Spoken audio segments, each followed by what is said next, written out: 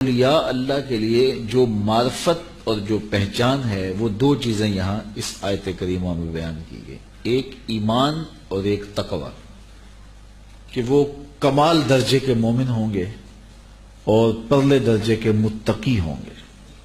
یہ دو خوبیاں اگر کسی وجود میں جمع ہوں تو اس کے بارے میں یہ گمان کیا جا سکتا ہے کہ یہ اللہ کا ولی ہے، لیکن اگر یہ دو بنیادی خوبیاں کسی کے اندر موجود نہیں ہیں تو پھر اس کی شعبدہ بازیوں سے متاثر ہو کر کے اس کو کرامت قرار دے دینا یہ سوائے نادانی کے اور کچھ نہیں ہے۔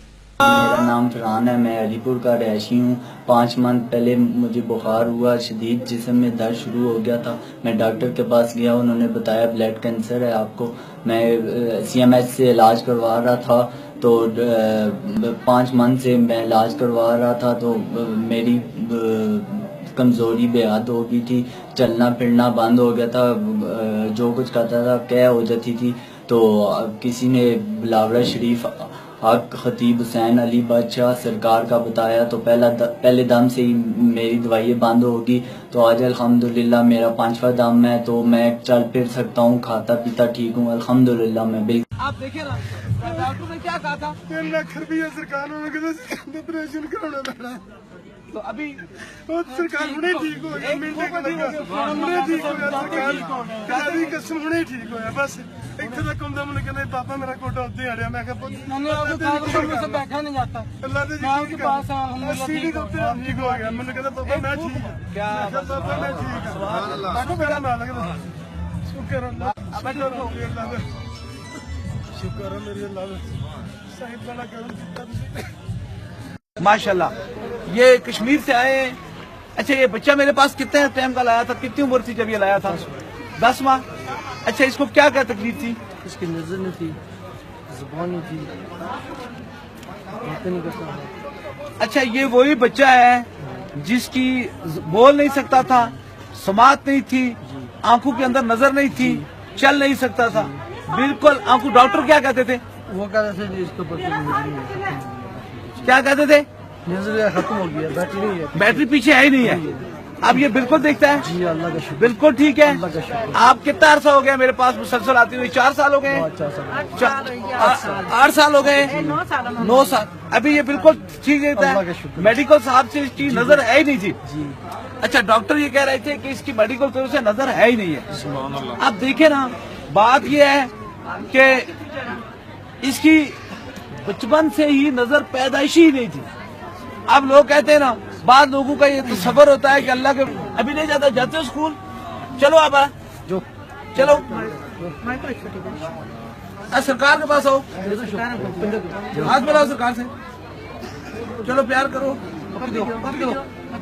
اولیاء اللہ کے لیے جو معرفت اور جو پہچان ہے وہ دو چیزیں یہاں اس آیت کریمہ میں بیان کی گئی، ایک ایمان اور ایک تقوی، کہ وہ کمال درجے کے مومن ہوں گے اور پرلے درجے کے متقی ہوں گے۔ یہ دو خوبیاں اگر کسی وجود میں جمع ہوں تو اس کے بارے میں یہ گمان کیا جا سکتا ہے کہ یہ اللہ کا ولی ہے، لیکن اگر یہ دو بنیادی خوبیاں کسی کے اندر موجود نہیں ہیں تو پھر اس کی شعبدہ بازیوں سے متاثر ہو کر کے اس کو کرامت قرار دے دینا یہ سوائے نادانی کے اور کچھ نہیں ہے۔ یہ بات ذہن میں رکھیں کہ ہر وہ خرق عادت عمل جس کی نظیر لانا ممکن نہ ہو، اگر ولی کے ہاتھوں سے ہو تو اسے کرامت کہا جاتا ہے، اور اگر وہ کسی فاسق و فاجر یا بے دین کے ہاتھوں سے ظاہر ہو تو اسے استدراج کہیں گے۔ جس طرح قرب قیامت میں دجال آئے گا، مارے گا بھی زندہ بھی کرے گا، تو اس کی کرامت نہیں ہو سکتی، اس کا معجزہ نہیں ہو سکتا، یہ اس کا استدراج ہوگا۔ تو استدراج اور کرامت کے درمیان فرق کو کیسے محسوس کیا جائے کہ یہ استدراج ہے اور یہ کرامت ہے؟ کرامت برحق ہے، اس کا انکار نہیں ہے، لیکن کرامت اور استدراج کے اندر جو فرق ہے اس کو ہر بندہ محسوس نہیں کر سکتا. یہاں بڑے بڑے لوگ جو ہیں وہ پریشان ہو جاتے ہیں. اس لیے ہمیں ایک ہی معیار دیا گیا ہے، ایمان اور تقوی. ہم چونکہ اس معیار سے ہٹے ہیں تو جعلی لوگوں کے ہتھے چڑھے ہیں، شعبدہ باز لوگوں کے قابو آ گئے ہیں. اگر ایمان اور تقوی جو اللہ نے ہمیں معیار دیا ہے اس پر اگر ہم رہتے تو کسی کے بارے میں خوش گمانی سے اس کے قریب ہوتے. الذین اذا رؤوا ذکر اللہ، جب تم اس کو دیکھو تو رب یاد آ جائے، تمہارے دل سے رغبت دنیا کم ہو اور رغبت آخرت بڑھ جائے. ایمان اور تقوی یہ دو علامتیں بنائی گئی. اب اس کا یہ مطلب قطعاً نہ لیا جائے کہ کرامت کوئی چیز نہیں ہوتی. کرامت کا من حیث الکرامت انکار کفر ہے. اگر کوئی شخص کہے کہ میں نہیں مانتا کرامات کو تو کافر ہو جائے گا. وہ کرامات جن کا بیان قرآن کے دامن میں موجود ہے اس کا انکار بھی کفر ہے، کیونکہ وہ قرآن مجید کا انکار لازم آئے گا. تو یہ بے موسم پھلوں کا حجرہ مریم میں موجود ہونا یہ کرامت ہے اللہ کی ولیہ کی، اور یہ قرآن کے دامن میں موجود ہے. تو یہ اس کا من حیث الکرامت نہ انکار کیا جا سکتا ہے اور نہ اولیاء اللہ کے وجود سے کرامات کی نفی کی جا سکتی ہے. لیکن جو بات میں آپ سے کرنا چاہ رہا ہوں وہ یہ ہے کہ ہمارے ہاں یہ مشکل ہے پہچاننا کرامت اور استدراج میں فرق. اس لیے ہمیں ایمان اور تقوی سے کسی کو پرکھنے کا حکم دیا گیا ہے. اور جب ہم یہ معیار بنا لیں گے تو پھر ہم دھوکہ نہیں کھائیں گے، چونکہ یہ اللہ کے جو ولی ہیں ان کے ذریعے سے ہدایت انسانی کا کام لیا جاتا ہے. تو اگر اللہ کے بندوں سے ہم دور ہٹ جائیں گے تو ہم اپنے لیے محرومیاں اکٹھی کر لیں گے.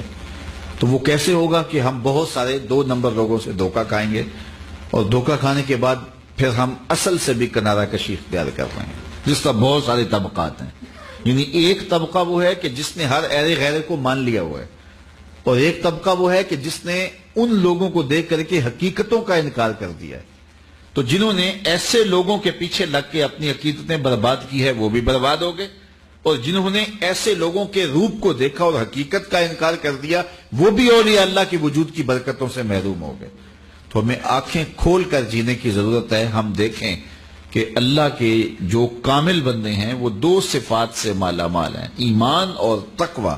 تو جہاں آپ کو ایمان اور تقوی بدرجہ کمال ملے تو وہاں محبتوں کا رشتہ ربط قائم کر لیں. دوسری جانب ہر وہ منہ دراز، ہر وہ شریعت کا باغی، اللہ اور اس کے رسول کا دشمن جو اس روپ کے اندر، اس لباس کے اندر آ کے لوگوں کی عقیدتیں لوٹتا ہے اور اس کے عمل سے، رویے سے، طرز زندگی سے شریعت کی مخالفت ہو رہی ہے، تو ہم کبھی بھی اس کو نہ سپورٹ کریں اور نہ اس کی قربت میں بیٹھیں. اس وقت معاشرے کے اندر زیادہ تر ایسے لوگ موجود ہیں جو حقیقت کا روپ دھار کر کے بہروپیے لوگوں کی عقیدتوں کو لوٹ رہے ہیں. آئے دن اخبارات میں خبریں چھپتی ہیں اور سوشل میڈیا کے اوپر روز کوئی نہ کوئی تصویر گھوم رہی ہوتی ہے. کوئی شریعت کا باغی، کوئی عورتوں سے بغل گیر ہو رہا ہے، اور کوئی جو ہے وہ عجیب دمال ڈال رہا ہے اور عجیب چکر بازیاں کر رہا ہے، اور وہ ہمارے کھاتے میں ڈال دیا جاتا ہے، اور جاہل لوگ ان کو ماننے کے لیے معاشرتوں میں موجود ہوتے ہیں. خوش نصیب ہیں وہ لوگ جو دونوں آنکھیں کھول کے جینے کا فن جان لیتے ہیں. اگر اس دنیا میں رہنا ہے تو کچھ پہچان پیدا کر لباس خضر میں یا سینکڑوں راہزن بھی رہتے ہیں.